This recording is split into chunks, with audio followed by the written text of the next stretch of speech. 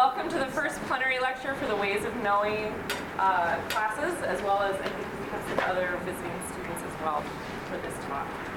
And here to introduce our first plenary lecturer of the season is Dr. Nikki Fear. She is the director of the Climate Studies minor program, which is housed in the DHC. She is also faculty within the Honors College and does some advising as well. So welcome to Dr. Fear.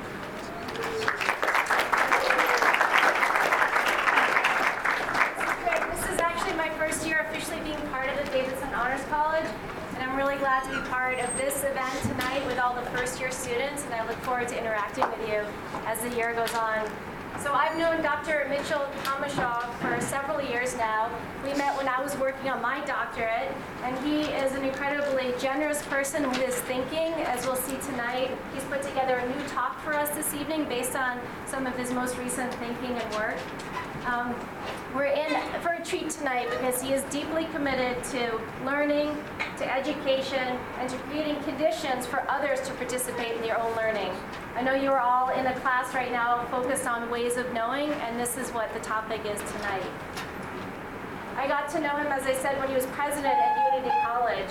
So Dr. Thomashow is very known for that college in terms of what he did to transform the college to be focused on sustainability. And he did this not only through the curriculum, the interdisciplinary curriculum, but working with the staff and with the processes at the university that focused it on sustainability, not just in terms of ecology, but human wellness, community governance, and community service. So he thinks in a really broad scale way about what sustainability means. Before that, he spent 30 years at Antioch University in New England, where he was the chair of the Environmental Studies program and helped to start the interdisciplinary graduate program in environmental studies. During that time, he wrote 2 books that had a big influence on environmental education, and I'll read you the titles. Ecological Identity, Becoming a Reflective Environmentalist, which offers an approach to teaching environmental education based on reflective practices. He's not only an author and environmentalist, but theoretician and philosopher. The other book of 3, Bringing the Biosphere Home, which is a guide for learning how to perceive global environmental change. He's been working on a new project recently, environmental learning in the Anthropocene. Some of you were in my introductory climate change class this morning, and we discussed the topic of the Anthropocene, completely new moment in time where humans are the major drivers of change. What does that do now for our opportunities to be active participants in our own learning in this environment? So he's going to help us think tonight about our own learning, to consider multiple ways of knowing, and help you all think about your educational journey through life, where the opportunities to learn aren't just from your classes, but through the broad world around us. And tonight's lecture is not one he's ever given before. He's thinking about his own life cycle and giving us stories about his own process as a learner through life. So I'm really looking forward to this evening. We spent the day together driving up to the Blackfoot to introduce him to some of the conservation groups in the region. And I had a chance to witness how open he is to the world around him, taking in not only the sights, but also the insights of almost every single person we met today. So thank you, Mitch. Thank you so much, Nikki. So you're going to dim these. Try to dim them because, yeah, we need the full, even more. What, can we dim them more? Yeah, then I can't, that's, yeah. Perfect. Good, because we want to have the full splendor of the slides, but I need to be able to see you so you don't go to sleep on me. All right, now, so why, look at this. What's going, I got one wire here, one wire there, one's for recording. I'm really a person, though. I just want you to know that. But I want to ask you a few questions first. How many of you are from Montana? Raise your hands. So lots of you. How many of you are from the eastern part of the state? Just a few. All right. How many of you are from really rural communities? How many are you from one of the small cities in the state? All right, so most of you. All right, if you're not from Montana, any Idaho people? A few from Idaho? Wyoming? California? Look at all these Californians. They are taking over the world. You can't go to school in California? No, it's nice up here, isn't it? It's really nice. So, Oregon? Washington? Anybody from Seattle? Yeah, where do you live in Seattle? Kirkland? Bainbridge? Vashon? Where are you? From Ballard. I have an apartment in Seattle. I'm just getting to know the place a little bit. Anyone from the east? East of the where are you from in the east? Pennsylvania. And you? Just south of Boston. Where? All right. I have a little house in New Hampshire. Yeah. I'm going to Dublin, which is right near Mount Monadnock. Yeah, that's where I live, ma'am. Where are you from? Florida. You've come a very long way, yeah? Both from Florida, too? Have you been one of these winners here before? Yeah. All right, you'll be okay then. All right, so I just want to get that out of the way. It's always interesting. Now, in doing this, I thought about your age, and I thought about my age, and I was thinking, I had my most amazing learning experiences, for the most part, between 16 and 21. So I want to go back to those eras. And this was the 60s, but don't get the wrong impression. This was the 60s, which was a great time. Don't let anyone tell you different. So I decided I was going to do a whole life cycle memoir to think about what ways of knowing means. And I thought it'd be more fun and more personal as well. So this is a very personal show. You'll see from the slides. Very much my own journey. But I thought if you'd see my own journey, it would help you open up ways for you to think about your own journey. So this is not a path for anyone but me, but in showing you my path, I want you to think about all the ways that you can open up your own. That's the point of all this. That's my philosophy of learning. We set up experiences so other people can find their voice and your own narrative and your own story. So that's going to happen. And then it gets a little bit more abstract and theoretical, because I have these 5 qualities, which are words that I think should represent how we think about learning for our whole lives, but certainly when you're at a university. So this will be a bit nonlinear, but it will all finally lead to where we are today right now and the things that I'm particularly interested in. And I'm going to close with that. Okay, so that's the plan.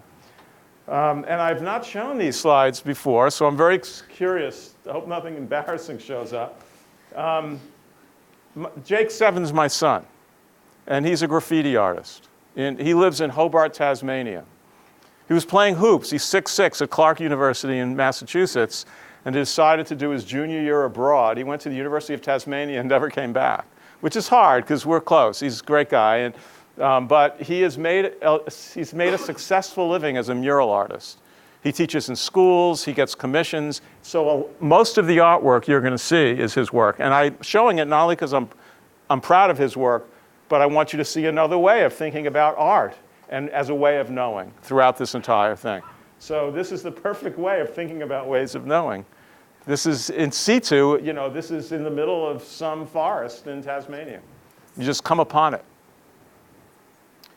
Okay, now, I'm going to have you do a little activity to start out with. These are Howard Gardner's 9 multiple intelligences, 9 types of intelligence. I'm not going to go over each and every one because we're just going to do this so you participate a little bit.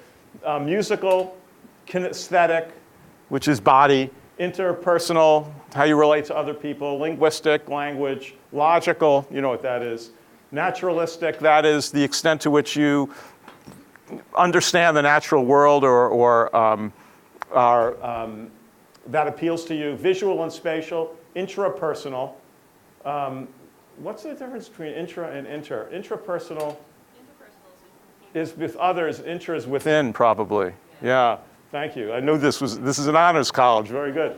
Existential, which is, the meaning of life and such. So I want you to think for a moment, maybe even make a little chart in the next minute or two about which of these you feel has been your predominant way of knowing and where you feel like you have some real good perception. And then maybe identify an area or two where you're weak and you'd like to get better. And then, you'll do this and you'll think about it as I go through the slideshow. I'm not going to follow up with these 9 multiple intelligences. You can look it all up. But then 4 years from now, put this in your notebook, stash it away, and get it out 4 years from now and see what's happened, see what's changed. Now, I think that would be a pretty good way for colleges to assess their students. And there are many others as well. But in a way, you can keep this with you and see how are you improving in any of these areas, or which are weak for you. All right, so you can do that while I'm talking as well. Now, there are so many ways of knowing. It's just mind-boggling. So I love doing Google images and putting words into Google. It's an odd kind of modern research technique, I suppose. And I know that the images that come to the front are the ones that sometimes buy space or all that, but that's okay for now. I just find it really interesting to see what shows up. So this is a diagram of a First Nations in the Northern Territories of Australia that represents their ways of knowing according to the seasons and the cycles. So a very profound, deep, intricate, multi-generational way of knowing that comes from the natural world. Well, maybe it's the history of the universe as your way of knowing. I mean, it's been around a lot longer than we have. But just think about scale as a way of knowing as well, from the microscopic to the microscopic. Or maybe it's the history of life on Earth, which goes back, life, they don't know for sure, 3.5 to 4 billion, depending on the latest research, but it's a pretty extraordinary history and story. And that's another way that you can think about ways of knowing, which puts everything in perspective for you. Or maybe it's the history of religions. This is an infographic, which a lot of these infographics, by the way, are kind of interesting and they look neat, but I can't make heads or tails out of them. So I don't know what that says, but we could spend a lot of time looking at this one and thinking about it and what it means, and the timeline on the left and the relationships between all of these. But I thought this slide was perfect because, my goodness, there are infinite ways of thinking about religious and spiritual ways of knowing, aren't there? We tend to focus just on one or two in this country. There's so many. Whoops, don't want to lose that one. One of them is the I Ching, which is one of the oldest knowledge books on the planet, several thousand years old, and this is an artist's rendition of the psychedelic I Ching. You could spend your entire life studying the I Ching and never get tired, never run out of wisdom or insight. So ways of knowing is big stuff, really big stuff. This is from a chart that's much bigger than this that shows the history of philosophy and all the different linkages behind that connect these thinkers. And again, I don't know what you do with something like this other than to say that's quite a web. It's a tangled web, isn't it? That we all come from. These were all pretty amazing people. Many of whom risked their lives, like Giordano Bruno. Just happened to pick his name out. Somebody decided to trace the history of science and all the connections. You can't see the details here. Using the London Underground as a model. There's another kind of very interesting infographic, which shows you again the intricate relationships just in science alone. So we'll think about what we've looked at. We've looked at Northern Territories, indigenous culture. We could find thousands of indigenous cultures that all have very intricate and interesting and important ways of knowing. We've looked at the history of the universe. Think about all the, if you believe there's life on other planets, some ways of knowing out there probably too that are inconceivable. History of religion, history of life on Earth, etc. There's a lot going on here. Okay, so now we've seen that big picture. I want to talk to you about my own way of knowing. And my favorite book as a little boy was Harold and the Purple Crayon, which is now an app, by the way, which I guess is pretty cool all these years later. Because I'm 66, so I first started, reading Harold when I was 4 or 5. And I loved this book at the time, and I found it very frightening and very reassuring at the same time. Because if you're not familiar with the book, essentially what happens is Harold goes to sleep, and he starts dreaming, and he wanders far and wide, and he realizes that he can draw wherever he goes. Pretty neat power. And then he starts to get worried because he can't find his home. So he starts drawing all these apartment buildings, but they all look the same, and all the windows look the same. And then he realizes at the end of the book that he was sitting in bed looking out the window, and his window showed a half moon. So if he could draw the half moon and draw his bed, he could go to sleep. So this, to me, in retrospect, at the time, who knows what I was thinking. I just found it very appealing and very exciting. But in retrospect, this is all about place-based learning. It's about being comfortable in the place where you are before you can go out and explore wider realms. It's about the use of the imagination to connect you to wider realms. There's so much going on with Harold. The second book that I remember from my childhood, one of the best things that my parents did, aside from bringing me to Ebbets Field to see the Brooklyn Dodgers in the early 1950s, was they took me to the Hayden Planetarium. And I remember getting the Golden Guide to the Stars. And I'd flip through that book and like, oh man, there are all these planets out there and galaxies and stars. And as a 5-year-old, 5-year-olds think about infinity, you know. I mean, you remember when you were little, you could think about these big concepts before people told you that you couldn't, or that you shouldn't, or that you wind up going to school where they told you what to think. So not that I'm anti-school, I'm not. I mean, I'm here, and you're here, right? But there's a lot that happens at that early age where your mind is really expanding in some incredible ways. And I think, by the way, you're back there now. It's wherever you are, 17, 18, 16, 19. You're back there again. So I love these books. And I would have actually, occasionally, I'd have infinity nightmares because it's a daunting concept, really, where I'd be very small and everything would be very big and everything would be very big and I'd be very small. It's weird. But I had that whole, that's not my shelf. Someone else took a photograph and stuck it on, the ubiquitous web. But all those books were wonderful books for me. I especially liked Stars and the Weather, and that's what turned me on to learning in many respects. It wasn't school or teachers, although I've had good ones. It was these books and these experiences that turned me on. This was another favorite. Right, The Little Engine That Could. I think I can.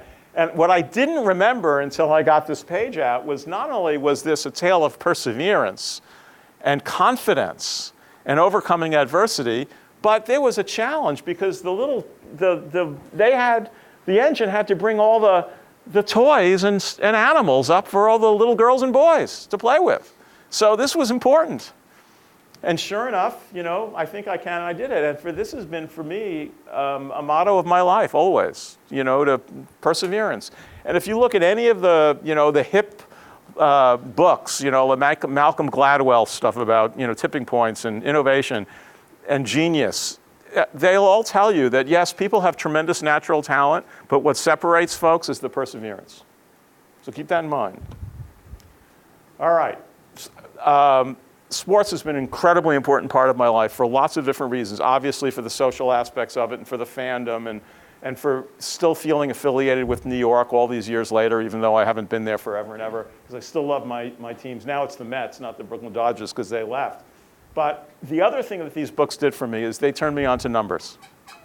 Way before I took a math class. I'd open up Who's Who in Baseball, and I have all the statistics.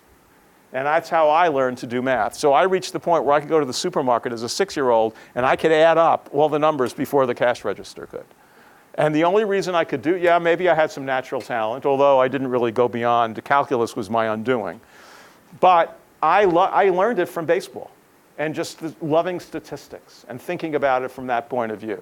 Now, when I'm into sports, I'm not as into the statistics anymore, but it was very important for me at the time, and I learned a lot from it, and I learned a lot from sports. In fact, most of my favorite years were on playgrounds, where I learned so much about life and adversity and getting, being bullied and trying to make my way through.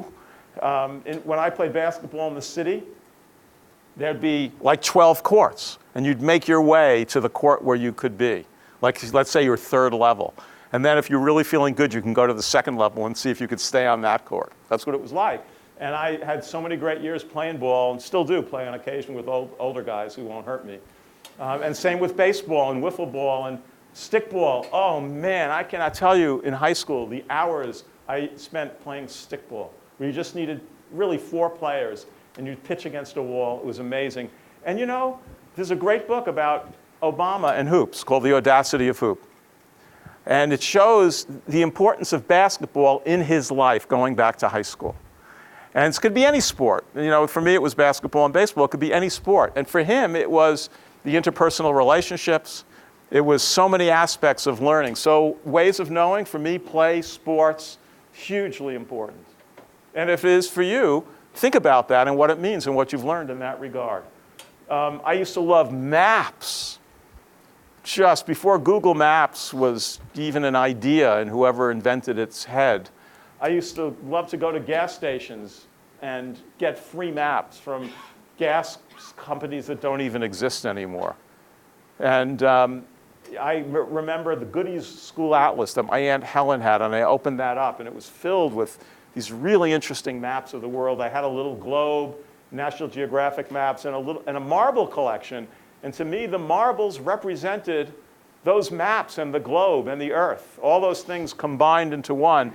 And what the marbles did is they showed the beauty of the earth in a way.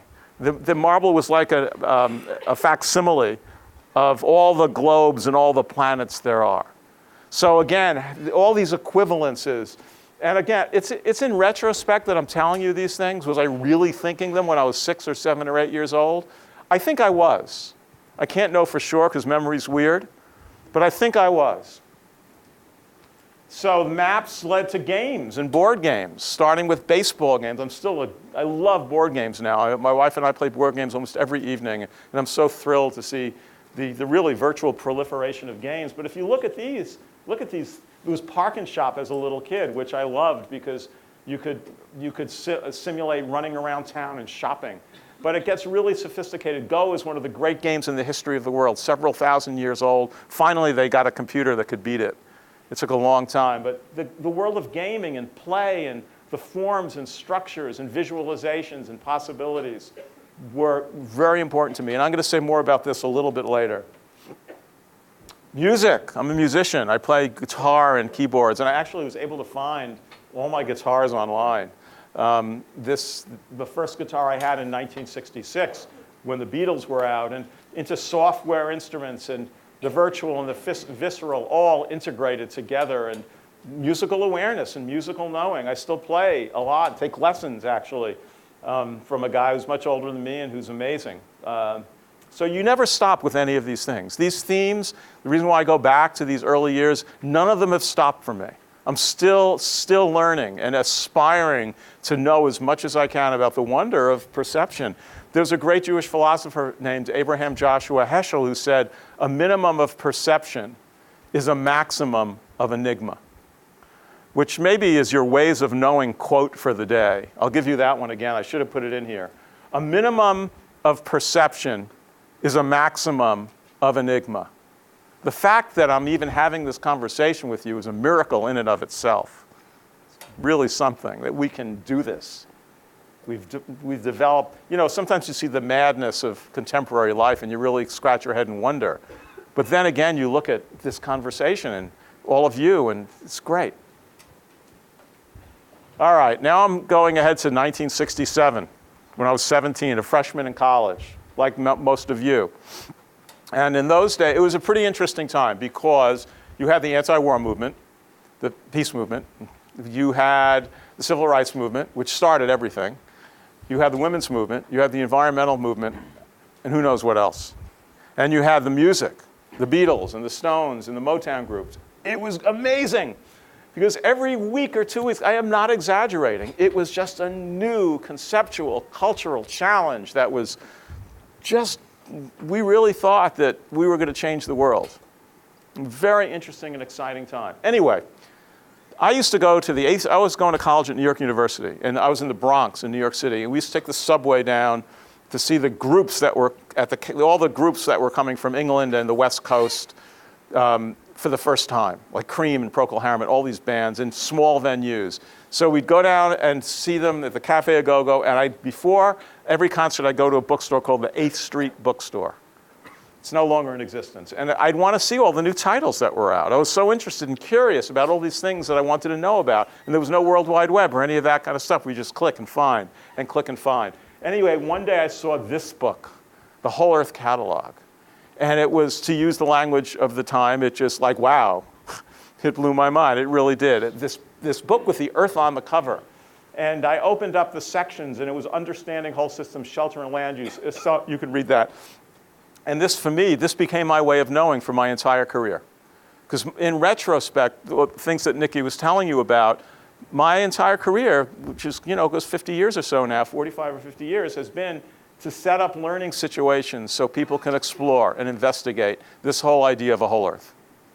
So again, this happened at 17. The seeds for my future were planted then. And in a way, I knew it. And it's fun to talk about it all these years later. And in college, the books that really moved me, and these were not books that were attached to any class, and I want to apologize to faculty in advance because I know you're probably assigning some great books. I discovered Olaf Stapledon, who's a British science fiction writer, Last and First Men and Star Maker.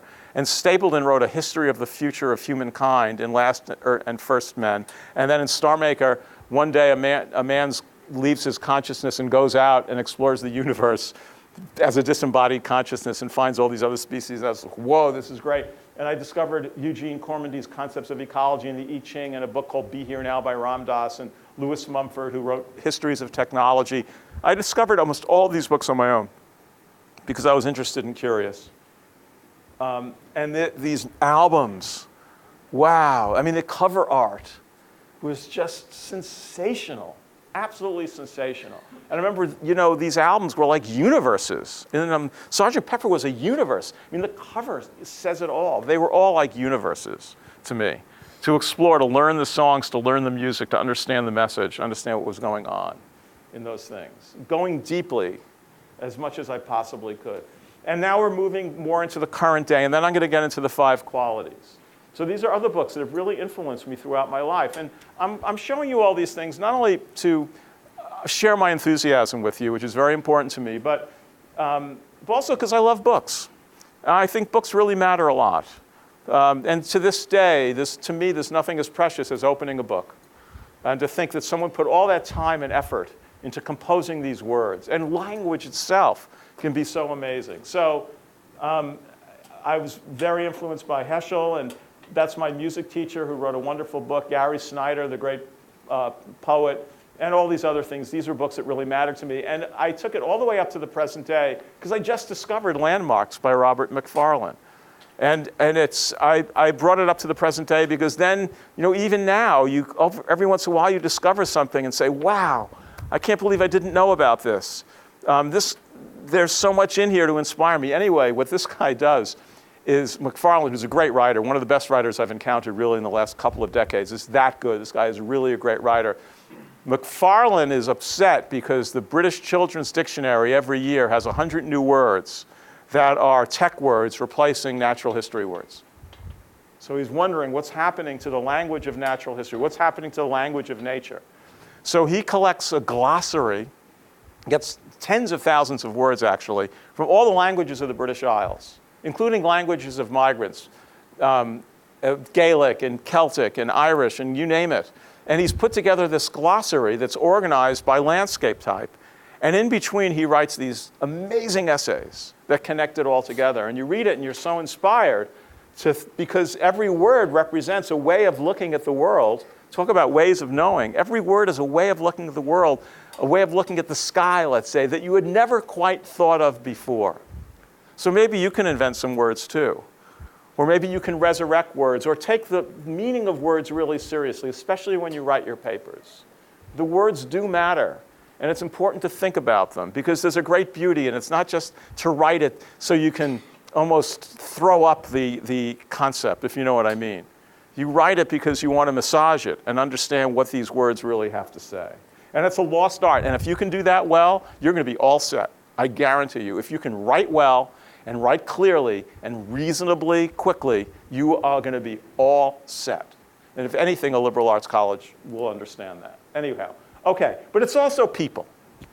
And this has been in my head and I've been showing you stuff, but it's also the people that you meet and the teachers that you have and the groups that you're part of. One of the reasons you go to college, I think, and don't do things online is because the main thing you get from college is social capital.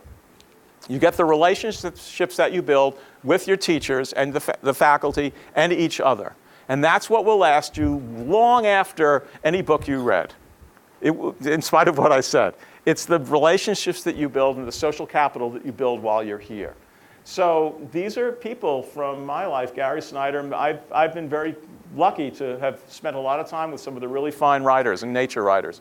And so I'm not going to go over all of these right now, but a lot of these are Western writers, and Terry Tempest Williams and Barry Lopez. So that's been a great gift for me. And also, some of these people I know and are friends of mine, and others are long dead, like Darwin, but people who've really thought about the history of the planet and who've been my teachers, like Darwin, like Rachel Carson, one of the great, great Americans. And people who are Jane Lubchenco, who's at University of Oregon now, Tyler Volk at NYU, Lynn Margulis, who unfortunately is deceased, brilliant, brilliant woman scientist, Sylvia Earle. These are all teachers as well. So it's important to think about who your teachers are, and your teachers are book teachers, and they're family teachers, and maybe religious teachers, whatever, and of course your faculty teachers and your friends together. And it would be fun, even like this exercise, to make a network of your teachers and see how that changes over 4 years and through the extent of your learning. Which of the books are you going to read in this class that will become your book teachers? So I've written books too, and then we're going to get to the main event, which is the 5 qualities.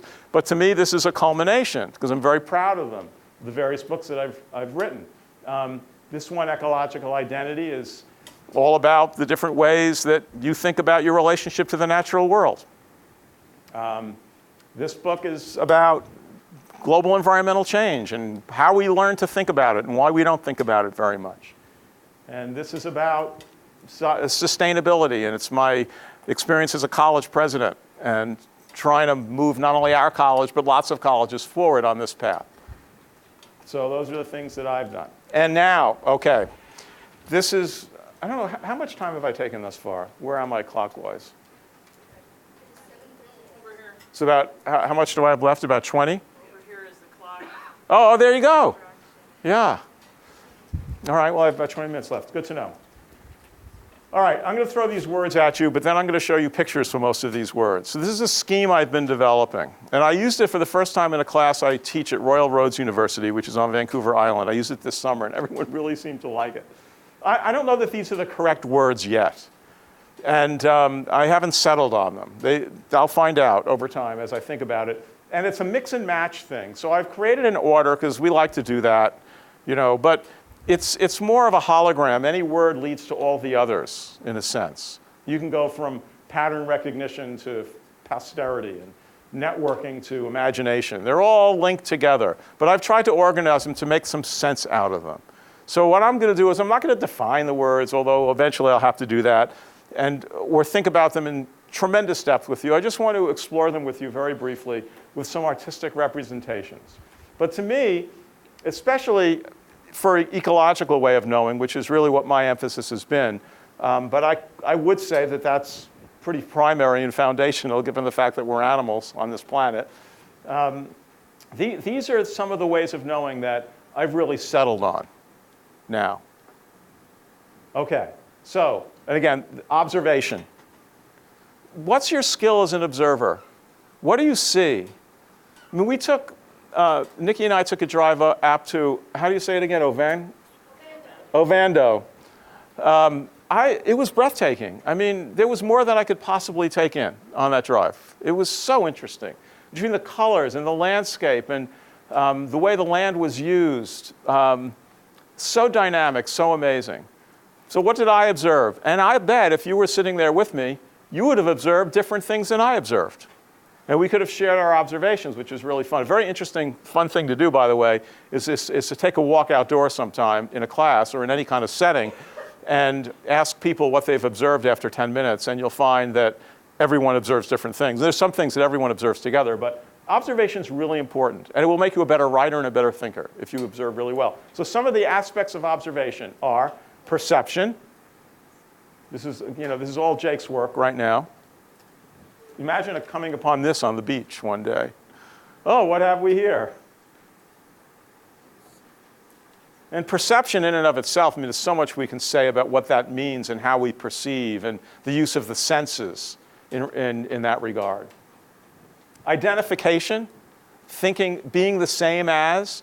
There was a philosophical anthropologist named Jacob von Uxel who had a term called Umwelt. And although in German Umwelt means basically environment and surrounding, his notion of Umwelt was that every species has its own sensory apparatus, its own sensory perception. So if you want to really understand species, you have to do the best you can to put yourselves in the Umwelt of the species. It's very interesting. It would be great if we could do that with each other a little better than we currently do. Put ourselves in the mindset of different cultures, for example, as well as different species. That's one of the great pains in American public life. I'm going to get to that at the end, though. So there's identification as well. Pattern recognition. That's also a real key to learning in my view. If you can identify patterns, if you can see patterns in the big and patterns in the small and patterns at different levels, there's a concept in ecology called variable scalar hierarchies, which essentially talks about different patterns that you see at different scales of an ecosystem. And that's true in all aspects of life. These are really important things to be able to get. And I say this not feeling even close to, I mean, I wouldn't call myself a master or even good at some of these things. I won't ever be, really. But I think they're very beautiful. And I think one of the most important aspects of knowledge is the aesthetics and the beauty that's contained within it. Information. There's a lot of information in here. I love the fact that he put a computer on the left end of it. By the way, 7 is in all of the paintings. There's a little 7 there. You'll see the 7. This is his signature. So within information, there's, and I think this is important now more than ever, sourcing. This is a traditional sourcing. Where does information come from is one of the most important questions you could possibly ask, especially now when politicians lie and aren't held accountable to it. So what we need more than ever is good information sourcing and your ability to ask those good questions. Well, how do you know that? And why do you think that? And where does that information come from? Because you saw it on the internet? No.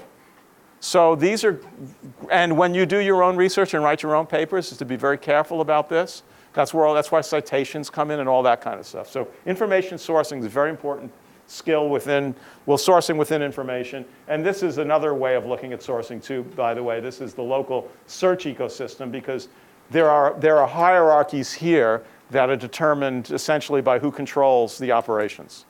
So what you see is based on who controls what you see. All very important aspects of your learning, I think. And then another aspect of it, which is perhaps less sinister, is browsing. And I love to browse, and I still browse in the morning. I used to get great pleasure from reading the New York Times in the morning and just going to the sports, but then flipping through the paper. And now I do it online. I go to the sites I like to go to. It's summer sports, summer whatever, music, whatever I do. But it's a way to relax myself. And there's nothing, you learn so much when you browse. That's why people have, I think, have collections. I mean, on one hand, a collection can be obsessive and kind of stupid, but collections can also be ways for you to put all of your knowledge together. So to this day, because I have a little house in New Hampshire and an apartment in Seattle, I feel split because my books aren't all together. And as a writer, that's very hard for me. I have to choose what books do I think I need. So there's something about that, and I learn a lot just by browsing my own things. Books I read many years ago. And so browsing is important, and it's great to browse in bookstores. You can't browse on Amazon, really. But you can browse in a bookstore. And why is browsing great? Because every once in a while you'll see something that you never thought. I used to love to go to the stacks in libraries and just go to places in the stacks that had nothing to do with why I was there originally, but I'd find something that was important and interesting. I'd stumble on it. Stumble upon is actually a website. Just stumble upon things. And it's fun to do that, and that's how you learn. Okay, and then finally, networking. Did anyone see the movie Love Always? Love Actually? Yeah.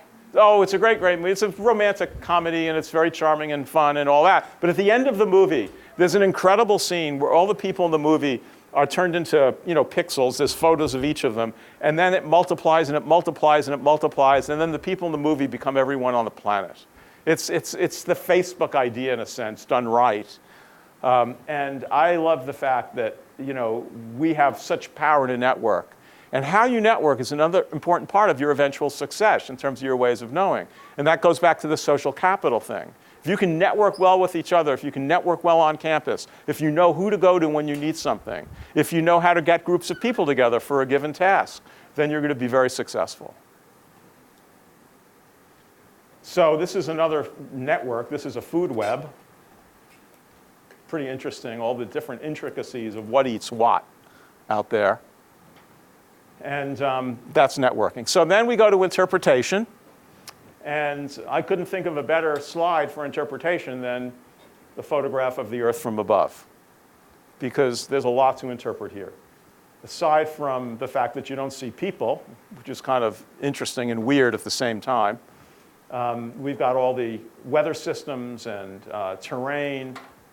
There's a lot to be learned from photographs like this about what they contain and what they don't contain. So interpretation is another very important aspect of your learning. And what skills do you gain as an interpreter? Here's a very interesting map that I just discovered, actually.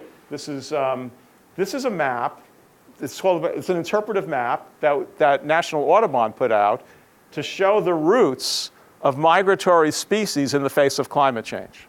It's actually animated. If you click, I don't know how to do that, so I didn't waste my time trying to put that together. But this shows you all the different places that animals and species are going to go as the climate gets warmer. It's pretty interesting. So you can watch the projected movements of nearly 3,000 species over the next 70 years. So that's one way of doing interpretation, because it's pretty shocking when you see it that way. Part of interpretation also is dissonance. What is Jake doing here? Well, that's the city of Boston. This is on a wall in Cambridge, Massachusetts. That's climate change. What are the pyramids doing there? Well, there's a lot of dissonance there. A lot of his paintings are filled with dissonance. You can see that. Dissonance gets you to think. It's hard and it's often very painful. But sometimes things that don't match are things that don't sync up. And your ability to make your way through it and come out with something on the other end is a very, very powerful way of knowing.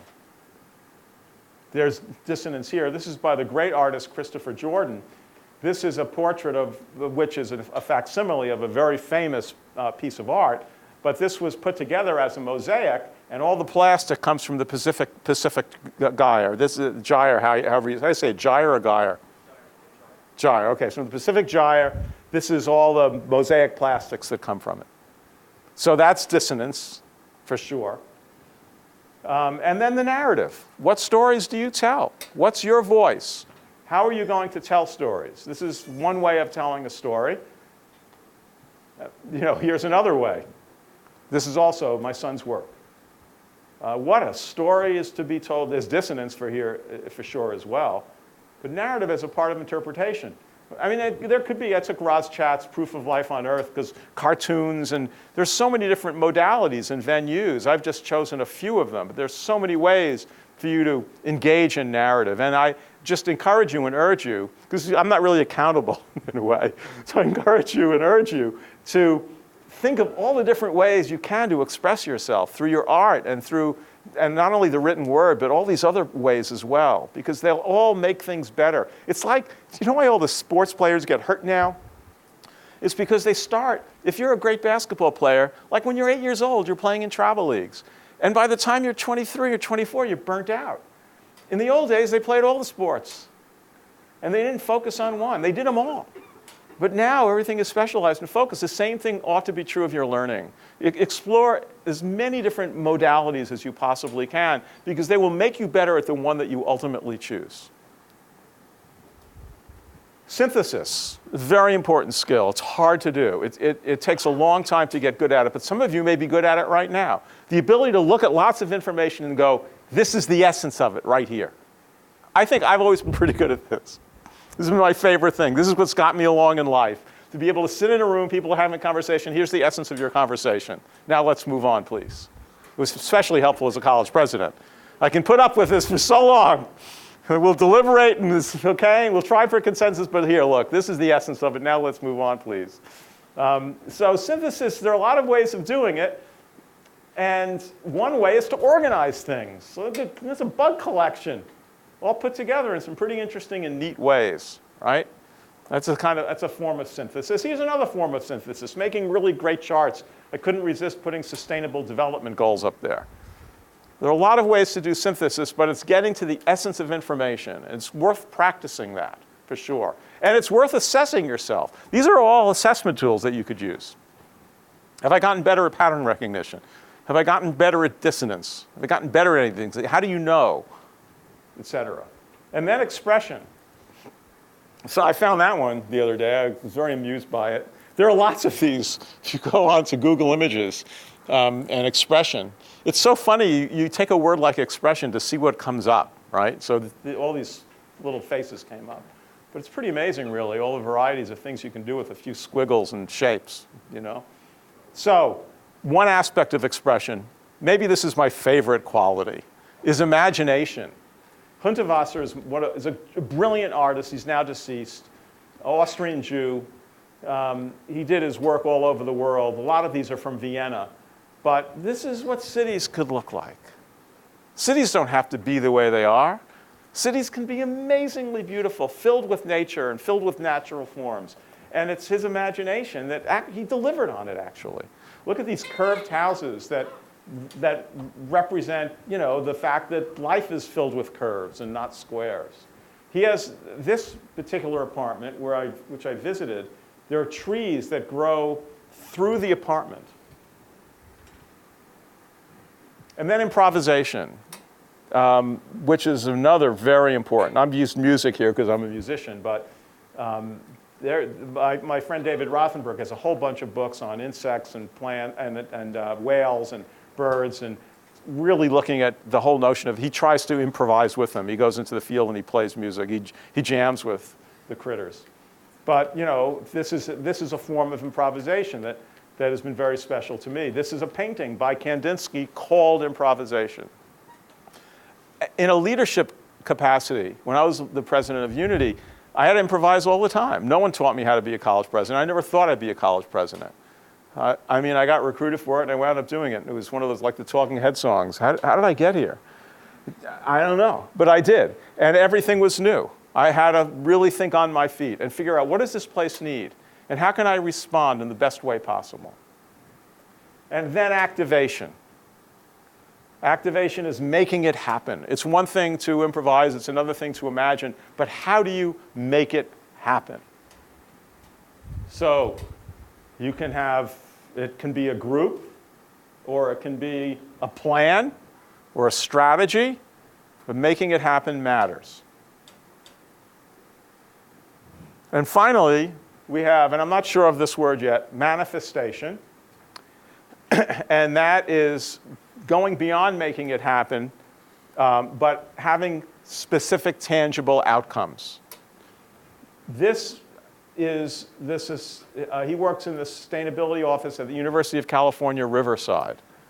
Anyone from that area, from Southern California?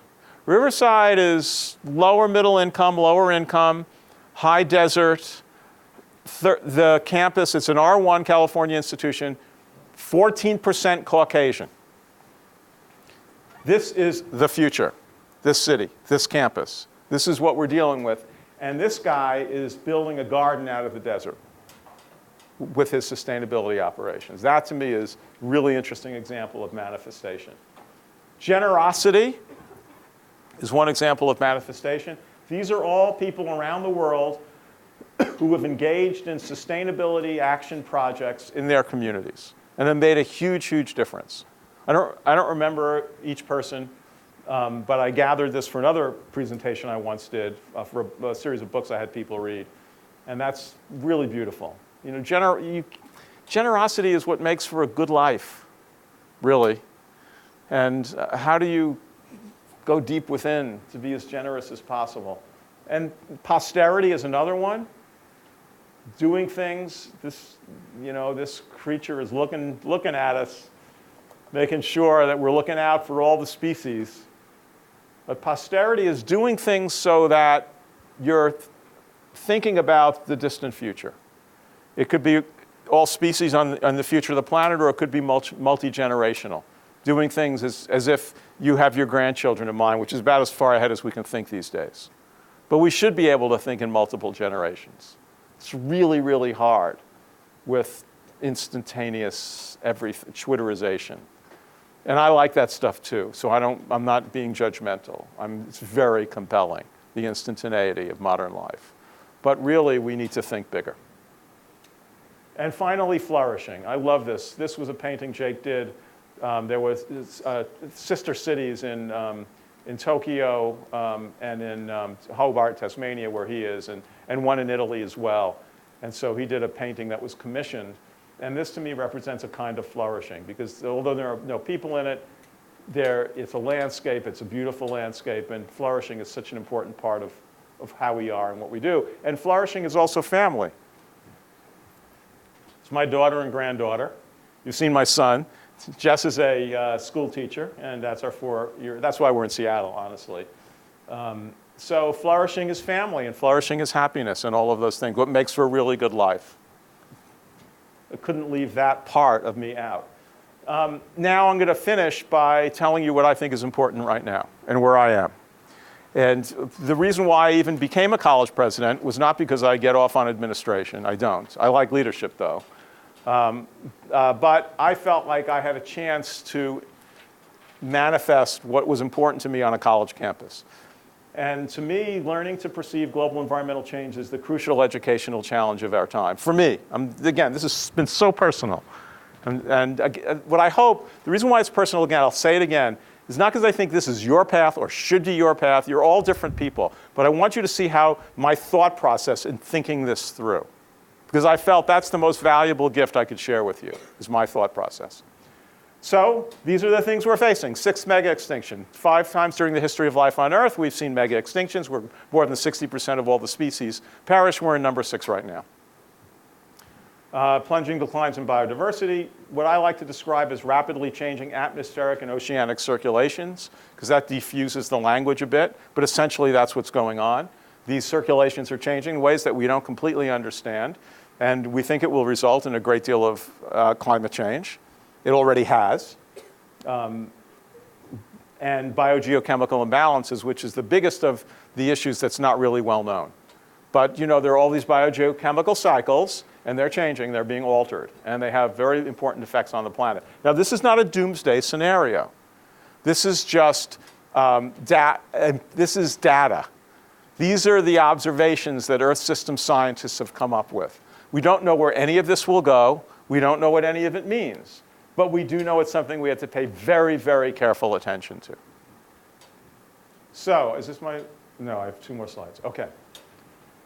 So, these are the 4 challenges that I think we face right now as a species. Number 1, the exploitation of the biosphere and its life systems. Do we choose sustainability or ecological deterioration? We don't do sustainability just because it's fun, or we don't do it just to save money. We don't do it for those reasons, although those are reasonably good reasons to do it. We do it because we're dealing with a planetary emergency. I used to say that at the college all the time. They were sick of it, but it worked. We're doing this for a reason. This is why we have a college. This is why we have learning systems, because we have challenges that we need to face. This is one of them. The second one is the increasing disparity between rich and poor. Any objective analysis, the best of which is Thomas Piketty's book Capital, will bear this out. Do we choose equal opportunity or hoarding and selfishness? That is at stake in this election. As awkward and almost immoral this whole election process has been. But that's really what's at stake if you look behind everything. That's one of the big questions. And it's hard for us to deal with these questions in a national arena where it's all about hype and exaggeration and lies. But at the community level, you can get at this. And that's why I loved working out there with Blackfoot Challenge today. And all the sustainability projects. I'm writing a little book on exemplary sustainability projects in the Pacific Northwest. And what I see happening in Seattle and Portland and Tacoma and all around the country are projects that are really trying to deal with this with real people on the ground who are doing the work and not folks yelling at each other. And it's hard, but it happens, and it matters. The third is the simultaneous integration and separation of global cultures. On the one hand, we're all being pushed together. On the other hand, we're trying to separate ourselves. Do we choose to live harmoniously or as isolated, fearful tribes? That is a huge stake in this election. And again, because that's the question and that's the challenge, but it hasn't been stated that way because it's all hyped up. And then the fourth one is the use of violence, weapons, and oppression. Do we settle our differences through deliberation, compromise, and service, or via extreme behavior, narcissism, and entitlement? Now, these are all connected. What I've been trying to say to the folks in the environmental field is you can't do number one alone. You have to connect number one to numbers 2, 3, and 4. And I think wherever you go, wherever you see controversy, whatever community you're going to be working in, these questions will emerge if you're paying attention. And they need to get dealt with. And they are your future as much as they are my present. So that's what I think. Now, knowledge is power. And this was another one of Jake's paintings. He did it at a local school. I love it. I love that he's got a hoop there at the end. And it's why you're here. It's a great privilege for you to be in this program. And it's an honors program. What does honors mean? I don't know, but to me it means that you have to give something back. There's a reciprocation involved. So you're getting this great gift of a college education. I know you're paying for it, and you're probably taking out loans and all of that. But it's still a great gift. If you think about the numbers of people, how many people have this opportunity that you have? So what do you give back for having that opportunity? And whenever you get tired or think, why am I doing this? Remember that. There's a reciprocation, there's a service. That's what honors means to me. So that's my talk. Thank you so much for listening and staying with me. It's about 8 o'clock.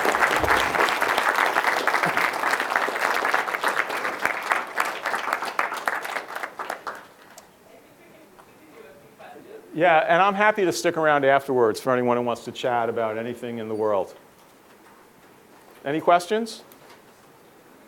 Some people need to leave, they head out, but if you can stay, we'll have questions. Someone brave, this is your first year. Put yourself out there. Okay. We'll get you and then we'll get you, yeah. You talked a lot about your favorite books. You didn't really talk about like people that were role models in your life. Can you mention like 1 or 2 of those? I tried to put a few of them up there near the end. I can't think of one individual in particular, but there were so many different people who at different stages had something that I needed. You know what I mean? And I've always seen myself as having many teachers who show up in ways that are often unexpected and surprising, as opposed to the typical, well, it was my dad. He served certain functions, and my mom served certain functions, and my brother did. But it was really a lot of different folks in different times. I wish I could be more specific than that, but that's the way I've seen it. Yeah. Thank you. Yeah. Yes. Yes. You mentioned the arts a lot in your lecture, and I was just wondering, in the last 4 big challenges that you listed, a lot of people, I think, kind of push the arts to the side when they help things and think it's kind of hippy-dippy or whatever. But I just want to know how you think that involvement in the arts can help solve these challenges. Okay, it's a really great question. And I think the arts does many things. First of all, it brings people together. Second, it gives people a voice and an expression that they might not have in other ways. Third, what the art does is art can build compassion and empathy. It could also be theoretical. I think there's a lot of, in the art I was showing, there were a lot of concepts there in that art that weren't words, but were pretty interesting concepts. Art juxtaposes scale. Art takes you from the big to the small and back again. Art enables you to travel through time. Art enables you to use your imagination to think about what other people's lives are like. So art does all of those things really, really well. And it can have a tremendous impact in helping folks address questions like this. And I think we're seeing a revitalization of public art in many cities and in many towns around the country. It's wonderful to see. And I think graffiti art has made a big difference in that regard. I mean, some of the graffiti artists are just amazing. So thanks for that question. And yeah, and those are just a handful of the possibilities. Yeah. Yeah. You're a musician, so I have to ask you. Yeah. Where do you see music most? Where does it take its most prominent role? Oh, wow. I don't know that anyone's ever asked me that before, so thanks for asking it. Where is music most prominent in my life? I think when I play a lot by myself because of my life circumstance right now.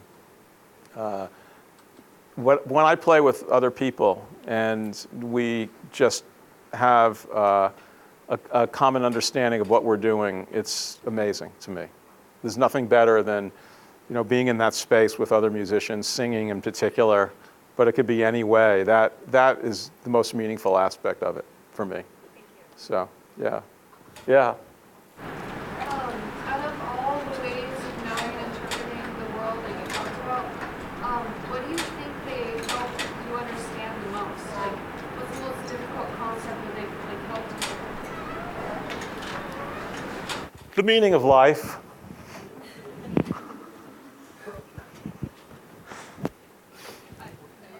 Right.